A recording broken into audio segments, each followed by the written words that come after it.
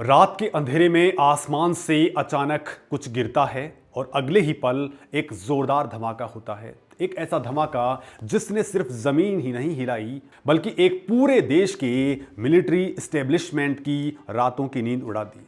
दोस्तों जरा सोचिए, जिस देश ने दशकों तक आतंकवाद को एक स्टेट पॉलिसी की तरह इस्तेमाल किया, आज वही देश दुनिया के सामने गिड़गिड़ा रहा है कि उसके ऊपर ड्रोन से भयानक हमले हो रहे हैं।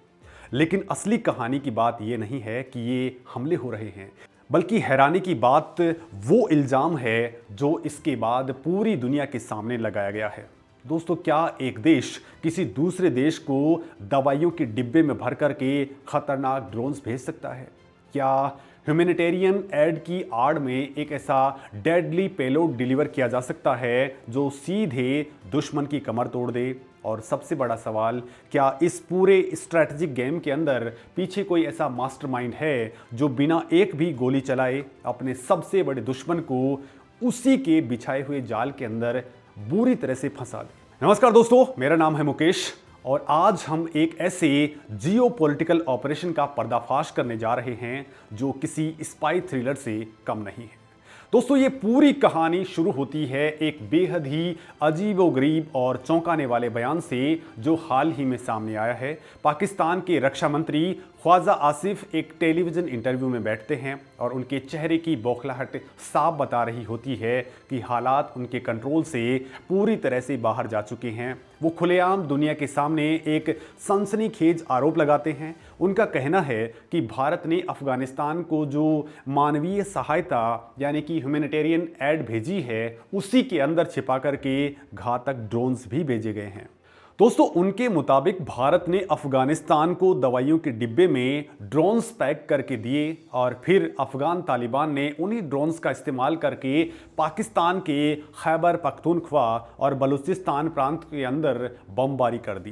ख्वाजा आसिफ यहाँ तक कहते हैं कि उन्हें इस बात में 100% सच्चाई नजर आती है और भारत ये काम छिप करके नहीं बल्कि खुलेआम कर रहा है। दोस्तों, अब जरा इस स्टेटमेंट की डेप्थ को समझिए। एक न्यूक्लियर आर्म्ड देश का रक्षा मंत्री अपनी ही जनता के सामने अपनी नाकामी छुपाने के लिए एक ऐसी कॉन्स्पिरेसी थ्योरी गढ़ रहा है जो सुनने में बिल्कुल भी बेतुकी लगती है। लेकिन दोस्तों, असली सवाल यहीं से स्टार्ट होता है कि आखिर पाकिस्तानी रक्षा मंत्री ने अचानक से ऐसा बेतुका बयान दिया क्यों? इसके पीछे की क्रोनोलॉजी को समझना बहुत ज़्यादा ज़रूरी है।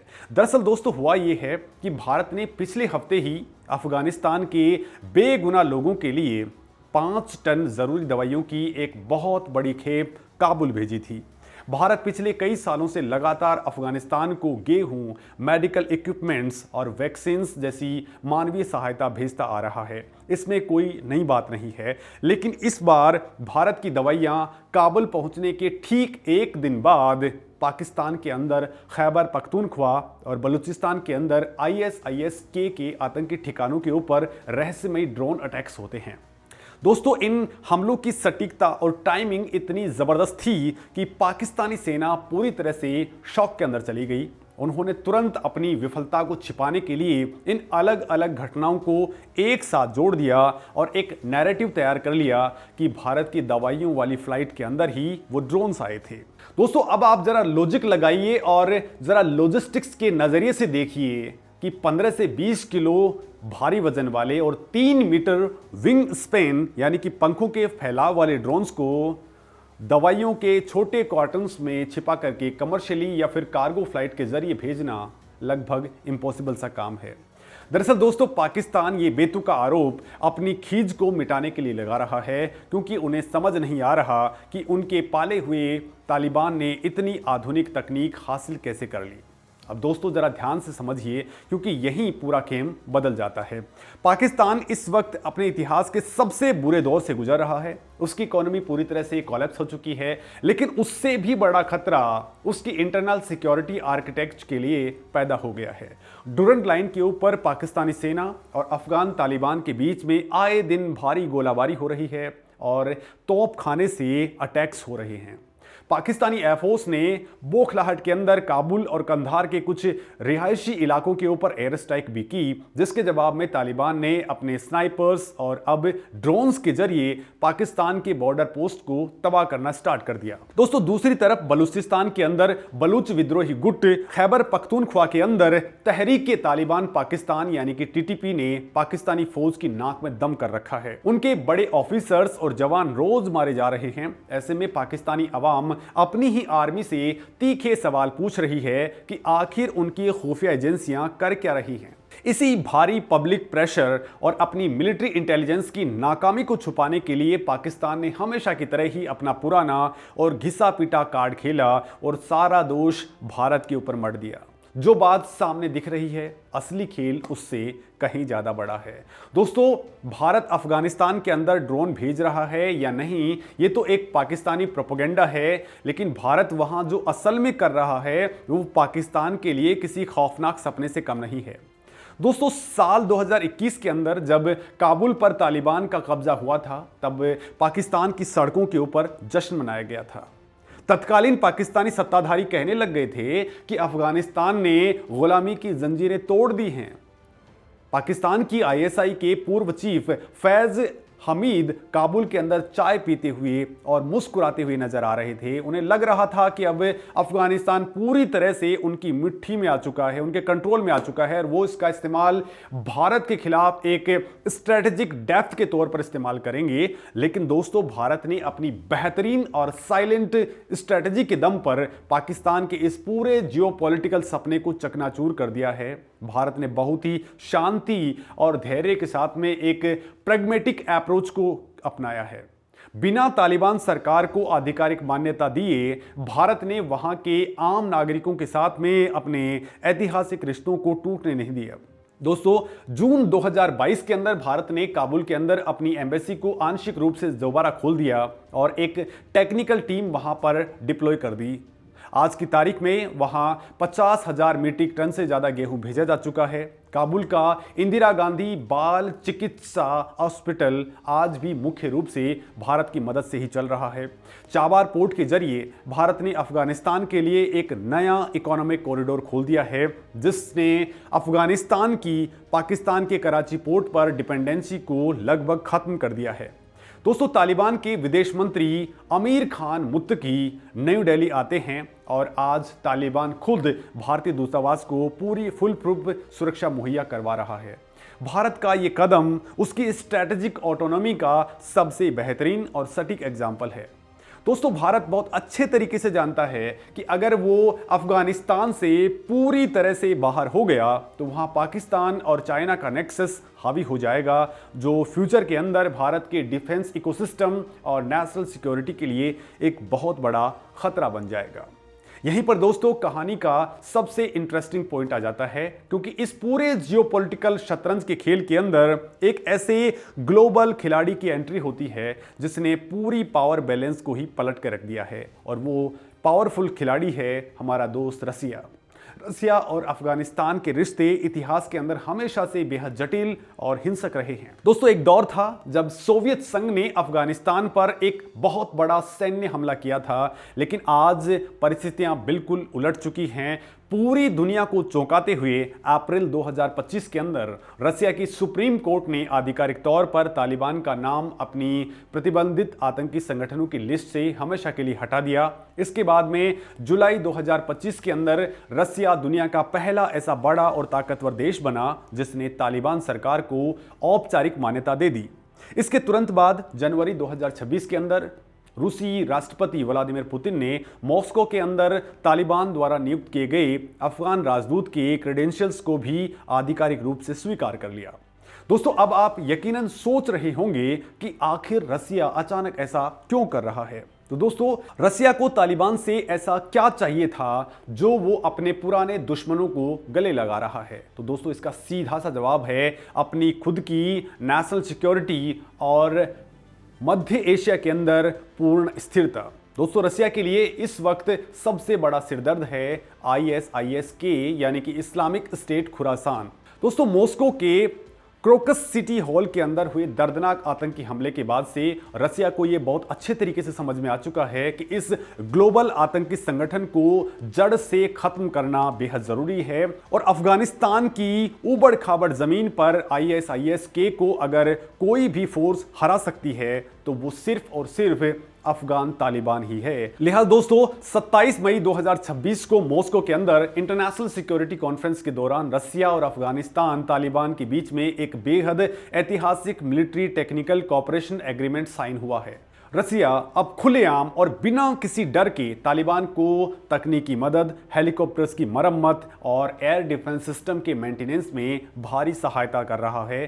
दोस्तों रसिया दरअसल तालिबान को एक लोकल सिक्योरिटी पार्टनर के रूप में डेवलप कर रहा है ताकि अमेरिका और वेस्टर्न कंट्रीज के प्रभाव को हमेशा के लिए इस पूरे रीजन से बाहर रखा जाए और यही वो पॉइंट है जिसे ज्यादातर लोग पूरी तरह से मिस कर रहे हैं। दोस्तों इस पूरी डील के दौरान मॉस्को के अंदर कुछ ऐसा होता है जिसने ग्लोबल मीडिया और पूरी दुनिया की खुफिया एजेंसियों का ध्यान अपनी ओर खींचा था। जिस वक्त मॉस्को के अंदर तालिबान के रक्षा मंत्री मुल्ला मोहम्मद याकूब, जो तालिबान के संस्थापक मुल्ला उमर के बेटे हैं, वो अपने एक बड़े प्रतिनिधि मंडल के साथ में मौजूद थे, ठीक उसी वक्त मॉस्को शहर के अंदर भारत के राष्ट्रीय सुरक्षा सलाहकार सुपरकोप NSA अजित डोवल भी मौजूद थे। अजित डोवल वहां रसिया द्वारा आयोजित एक हाई लेवल सिक्योरिटी फोरम के अंदर हिस्सा लेने के लिए गए थे। एक ही शहर में एक ही समय और दो ऐसे देशों के top defence and security officials की एक साथ मौजूदगी, जिनके बीच आधिकारिक तौर पर कोई राजनीतिक रिश्ते नहीं हैं, ये कोई मामूली इत्तेफाक नहीं था। दोस्तों कूटनीति की दुनिया में इत्तेफाक जैसी कोई चीज होती ही नहीं है। ये एक बहुत ही सोची समझी और गहरी डिप्लोमेटिक सिग्नल थी। हालांकि भारत ने आधिकारिक तौर पर रसिया और तालिबान के बीच में हुई इस डील के अंदर किसी भी मिडिलमैन या ब्रोकर का कोई पार्ट नहीं किया है, लेकिन भारत की बैक चैनल डिप्लोमेसी ने इसमें एक बहुत बड़ा और क्रिटिकल रोल प्ले किया है। दोस्तों भारत और रसिया के बीच में आतंकवाद को लेकर के एक बहुत ही गहरी और मजबूत स्ट्रेटेजिक अलाइनमेंट है। दोस्तों दोनों ही देशों का एक ही सबसे बड़ा दुश्मन है ISIS-K। मॉस्को के अंदर अजित डोवल ने बहुत ही क्लियर वर्ड्स के अंदर दुनिया को बता दिया कि आतंकवाद के खिलाफ एक साझा और कड़ा रुख अपनाना सबके लिए जरूरी है। भारत की तरफ से रसिया को एक साइलेंट नॉड यानी कि मौन सहमति मिल गई कि अगर रसिया तालिबान को सीमित सैन्य तकनीक देकर के मजबूत करता है जिससे वो ISIS-K का पूरी तरह से खात्मा कर सके, तो भारत को इस डील से कोई भी आपत्ति नहीं है। भारत का ये बिना शोर शराबे वाला कदम जियोपॉलिटिक्स का एक जबरदस्त मास्टर स्ट्रोक था। दोस्तों इस पूरी बैकडोर स्ट्रेटजी और पर्दे के पीछे हुए खेल का सबसे बड़ा और भयानक नुकसान किसे हुआ? जाहिर सी बात है इसका सीधा नुकसान पाकिस्तान को हुआ। रसिया द्वारा तालिबान को मिलिट्री एंड एयर डिफेंस के अंदर सीधी तौर पर मदद का सीधा मतलब यह है कि अब पाकिस्तानी एयरफोर्स अफगानिस्तान के हवाई क्षेत्र के अंदर तक घुस करके अपनी मनमानी बमबारी बिल्कुल भी नहीं कर पाएगी। पाकिस्तान हमेशा से यही चाहता था कि काबुल के अंदर तालिबान की एक कमजोर और पूरी तरह से पाकिस्तान पर डिपेंडेंट रहने वाली सरकार बनी रहे, जिससे रावलपिंडी के अंदर बैठा पाकिस्तानी सेना का जनरल जब चाहे अपने रिमोट कंट्रोल से कंट्रोल कर सके। लेकिन रसिया के मजबूत सपोर्ट और भारत की कूटनीतिक मौन सहमति ने पाकिस्तान के हाथ से वो पावरफुल रिमोट कंट्रोल हमेशा के लिए छीन लिया है। दोस्तों आज वही तालिबान पाकिस्तान को उसी की भाषा में और उसी के अंदाज में करारा जवाब दे रहा है। डुरंट लाइन पर पाकिस्तान का जो अग्रेशन था अब वो उसी की सेना पर भारी पड़ रहा है। इस पूरी घटना का सिर्फ क्षेत्रीय नहीं बल्कि एक बहुत बड़ा ग्लोबल इंपैक्ट भी है। ये कोई छोटी मोटी क्षेत्रीय बॉर्डर की घटना नहीं है, बल्कि ये दुनिया के बदलते हुए ग्लोबल ऑर्डर का एक बहुत बड़ा और स्पष्ट सबूत है। दोस्तों अमेरिका के अचानक अफगानिस्तान छोड़ने के बाद में जो एक बड़ा पावर वैक्यूम क्रिएट हुआ था, उसे अब भारत और रसिया और ईरान मिलकर के बहुत ही समझदारी से भर रहे हैं। ये तीनों कंट्रीज मिलकर के एक नया और मजबूत रीजनल सिक्योरिटी आर्किटेक्चर तैयार कर रहे हैं।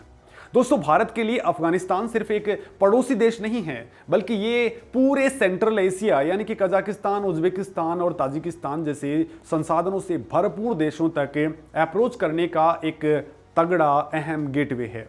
अगर भारत को भविष्य के अंदर अपनी सप्लाई चेन मजबूत करनी है और एनर्जी सिक्योरिटी को सुनिश्चित करना है, तो उसे अफगानिस्तान के अंदर अपनी मजबूत और स्थायी उपस्थिति दर्ज करवानी होगी।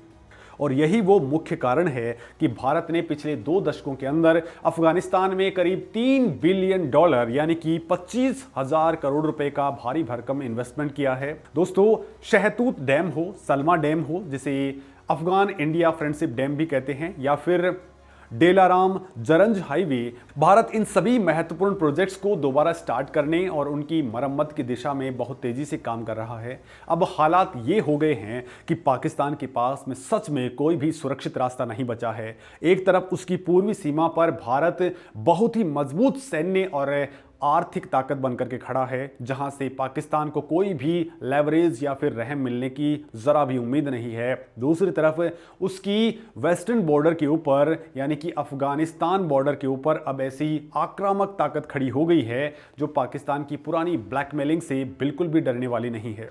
दोस्तों, पाकिस्तान ने दशकों तक अपने देश का पैसा बर्बाद करके अफगानिस्तान में स्ट्रैटेजिक डेप्थ खोजी, लेकिन आज हालात इतने बुरे हो गए हैं कि पाकिस्तान खुद अपनी ही जमीन पर अपने ही लोगों के बीच में स्ट्रैटेजिक डेप्थ तलाशने को मजबूर हो गया है। भारत ने बिना कोई फालतू शोर शराबा किए, बिना कोई भड़काऊ और सस्ती बयानबाजी किए, सिर्फ अपनी intelligence input, back channel diplomacy और आर्थिक ताकत के दम पर पाकिस्तान को कूटनीतिक रूप से चारों तरफ से घेर लिया है। हालांकि दोस्तों, अब सवाल ये उठता है कि अफगानिस्तान के पास में फिर अचानक से अत्याधुनिक ड्रोन्स आए कहां से। तो दोस्तों, इस मामले के अंदर एक तो थ्योरी ये है कि फरवरी 2026 के अंदर भारत के प्रधानमंत्री नरेंद्र मोदी और इजराइल के प्रधानमंत्री बेंजामिन नेतन्याहू मिले, तो दोस्तों तब वहां से कुछ बातें छन करके बाहर आई थी, जिसमें दावा किया गया था कि दोनों देश मिलकर के अफगानिस्तान को आतंकवाद से लड़ने और विकास के लिए एक स्पेशल एड पैकेज दे रहे हैं।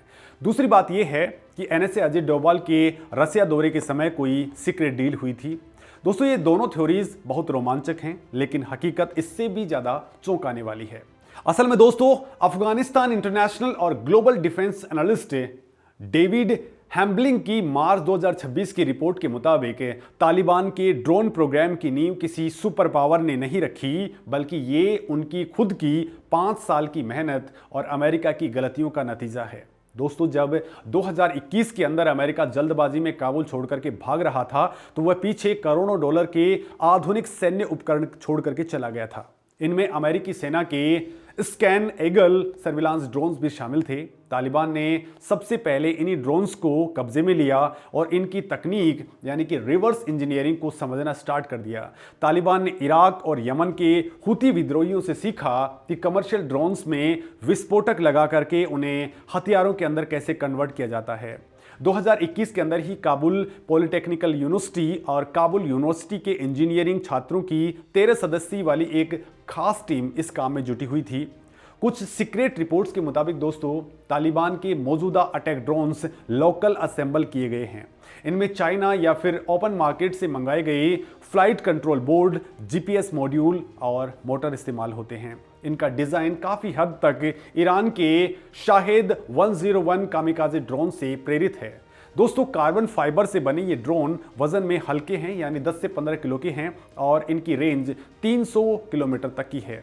यही वजह है कि तालिबान ड्रोन लाइन के पास में यानी कंधार या नंगरहार से इन्हें लॉन्च करके पाकिस्तान के पेशावर या फिर बलूचिस्तान तक आसानी से एयर स्ट्राइक कर पा रहा है। यानी दोस्तों, असल में भारत, रसिया या फिर इजराइल से किसी सीक्रेट ड्रोन डिलीवरी की जरूरत ही नहीं पड़ी। तालिबान ने खुद की देसी ड्रोन फैक्ट्री खड़ी कर ली है। दोस्तों, आप जब पाकिस्तानी रक्षा मंत्री ख्वाजा आसिफ टेलीविजन के ऊपर आकर के पूरी दुनिया के सामने ये कहते हैं कि भारत दवाइयों के डिब्बे में ड्रोन भेज रहा है, तो उनकी इस बेतुकी और हास्यास्पद बात के पीछे का असली दर्द बहुत ही साफ महसूस किया जा सकता है। पाकिस्तान की घबराहट का एक बड़ा कारण भारत की खुद की ड्रोन कैपेबिलिटीज भी हैं। 7 मई 2025 को भारत ने पाकिस्तान के खिलाफ ऑपरेशन सिंदूर लॉन्च किया था। पहलगाम आतंकी हमले के जवाब में भारत ने इजरायली हेरोन मार्क 2 और स्वदेशी स्काई स्ट्राइकर कामिकाजे ड्रोन्स का यूज करके पीओके और पाकिस्तान के अंदर दर्जनों आतंकी कैंप्स को तबाह कर दिया था, जिसमें 100 से ज्यादा आतंकी मारे गए थे। दोस्तों, पाकिस्तान को ये खौफ सता रहा है कि जिस भारत के पास में इतनी अचूक ड्रोन कैपेबिलिटीज़ हैं, टेक्नोलॉजी है, वह कई इंटेलिजेंस शेयरिंग के जरिए तालिबान को पाकिस्तानी सेना की कमजोरियां तो नहीं बता रहा है। वैसे दोस्तों, भारत ने भले ही तालिबान को ड्रोन ना दिए हों, लेकिन इसका मतलब ये नहीं है कि भारत चुपचाप बैठा है। चाणक्य नीति कहती है कि दुश्मन को उसी के बुने जाल में फंसाओ। भारत ने पाकिस्तान को उलझाने के लिए हथियारों का नहीं बल्कि डिप्लोमेसी और इंटेलिजेंस का मास्टर स्ट्रोक खेला है। पाकिस्तान लगातार डुरंड लाइन पर तारबंदी कर रहा है, अफगान शरणार्थियों को बेरहमी से देश के बाहर निकाल रहा है और सीमा पार एयर स्ट्राइक कर रहा है। इसके ठीक उलट भारत ने संकट के समय अफगानिस्तान को 50,000 टन से ज्यादा गेहूं, दवाइयां और जरूरी सामान भेजे हैं। दोस्तों, अफगानिस्तान के लोग और तालिबान नेतृत्व ये साफ देख पा रहा है कि उनका असली हितैषी कौन है। भारत की इसी सॉफ्ट पावर ने तालिबान का झुकाव भारत की तरफ कर दिया है, जिससे पाकिस्तान को मिर्ची लग रही है। दोस्तों, भारत ने ईरान के अंदर चाबार पोर्ट को डेवलप किया है और इसका सबसे बड़ा फायदा यह हुआ कि अफगानिस्तान का व्यापार अब पाकिस्तान के कराची पोर्ट पर डिपेंड नहीं है। भारत ने पाकिस्तान के हाथ से ट्रांजिट रूट वाला सबसे बड़ा कार्ड भी छीन लिया है। भारत ने अफगानिस्तान के अंदर सलमा डैम यानी कि इंडिया अफगानिस्तान फ्रेंडशिप डैम बनाया है, संसद भवन बनाई है, सैकड़ों स्कूल, हॉस्पिटल्स बनाए हैं। तालिबान समझ चुका है कि देश चलाने के लिए उन्हें पाकिस्तान की आतंकी वाली डेप्थ स्ट्रैटेजी नहीं बल्कि भारत की डेवलपमेंट अप्रोच चाहिए। दोस्तों, भारत ने अपने शांत लेकिन धारदार कूटनीतिक चक्रव्यूह से पाकिस्तान के उस झूठे नैरेटिव को पूरी तरह से ध्वस्त कर दिया है, जिसमें वो हमेशा खुद को आतंकवाद का शिकारी बताता आया है। आज पूरी दुनिया साफ साफ देख रही है कि आतंकवाद की जो खूनी फैक्ट्री पाकिस्तान ने दशकों तक दूसरों के लिए चलाई, आज उसी फैक्ट्री का जहरीला धुआं पाकिस्तान के अपने ही शहरों और अपनी ही सेना का दम घोट रहा है। दोस्तों, अफगानिस्तान के इस पूरे पावर गेम ने यह साबित कर दिया है कि नया भारत अब चुपचाप सहने वाला देश नहीं रहा, बल्कि ये वो भारत है जो बिल्कुल खामोशी से और पर्दे के पीछे रह करके दुश्मन की जड़ें काटने का दम रखता है। तो दोस्तों, इस पूरे जियोपॉलिटिकल खेल और भारत की इस मास्टर स्ट्रोक रणनीति और साथ ही पाकिस्तान की मौजूदा बौखलाहट पर आपकी क्या राय है? क्या आपको लगता है कि भारत ने रसिया के साथ में मिलकर के साइलेंट डिप्लोमेसी के जरिए पाकिस्तान को हमेशा के लिए अफगानिस्तान से बेदखल कर दिया है? अपनी बेबाक राय कमेंट सेक्शन के जरिए जरूर दें। नमस्कार दोस्तों।